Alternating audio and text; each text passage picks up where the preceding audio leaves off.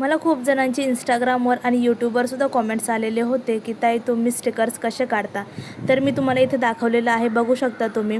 मी इथे स्टिकर्स आधी सेट करून घेते, त्यानंतर त्याला ग्लॉसी प्रिंटवर प्रिंट करते आणि अशा प्रकारे त्याला कट करते. आणि एकदम 3D इमेज घ्यायची आहे, थोडा पण ब्लर इमेज घ्यायची नाही. मी अशा प्रकारे सगळे कटआउट्स इथे रेडी करून ठेवते आणि माझ्याकडे ऑलरेडी खूप सारे आहेत, मला कधी पण इमर्जन्सीला यूज होतात.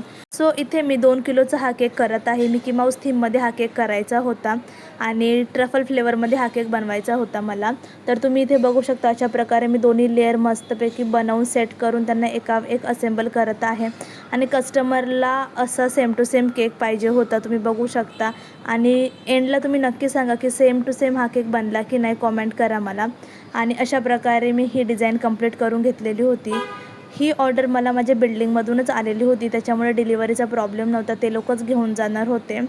आणि इथे थोडंसं ब्ल्यूमध्ये कॉम्बिनेशन करायचं होतं, ते सगळं मी केलं.